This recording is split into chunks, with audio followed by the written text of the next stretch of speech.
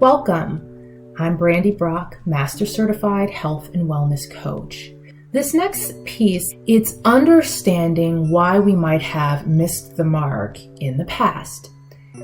So when I head out the door to go someplace, I oftentimes plug the address into the map app on my phone. And I'm not doing this because I actually need directions. I'm really doing it so that I can see if there's any traffic along the way and how long it might take me to get there.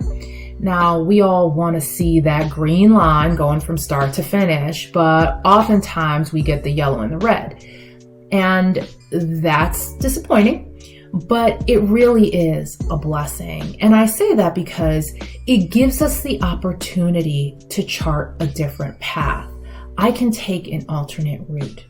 And that's exactly the next step.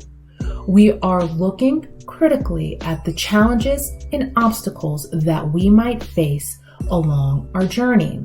Thinking about someone who, for example, might be struggling with getting projects done at work. There is the thought where you can say, I just don't get my projects done. It must be because I'm inept. Or you can look at that and say, I'm not getting my projects done. Why? I took on too much work. Yeah, I do have a tendency to overcommit. In one, you judge. In the other, you're thinking critically about why you might not be getting something done. You're looking at the challenge being that you overcommit. So in this next step, let's take a moment to think about what are we going to face? What is going to get in our way?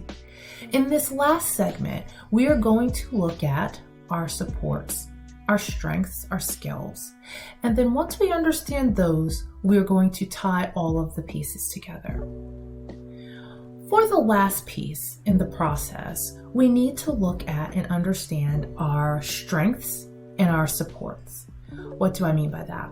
Well, when we think about our strengths, these are not things that necessarily need to be epic or legendary.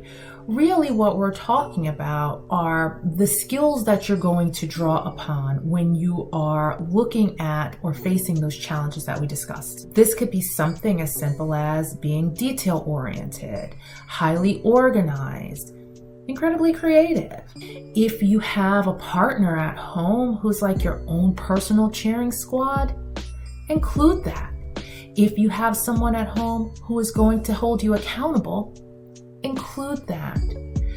So for example, say you're really looking to make more meals at home. If you are incredibly organized, that can actually be a game changer because you might find success in utilizing things like weekly meal planners and lists and things of that nature. If you have someone who's super excited to try new foods, that's incredibly helpful because you're likely to find the support that you need in your new endeavor. This is not the time to sell yourself short. You need to give this process its due. And I say that because, as I just noted, these skills, these strengths, these supports, these are the resources that you're going to be drawing upon when you start running up against those obstacles.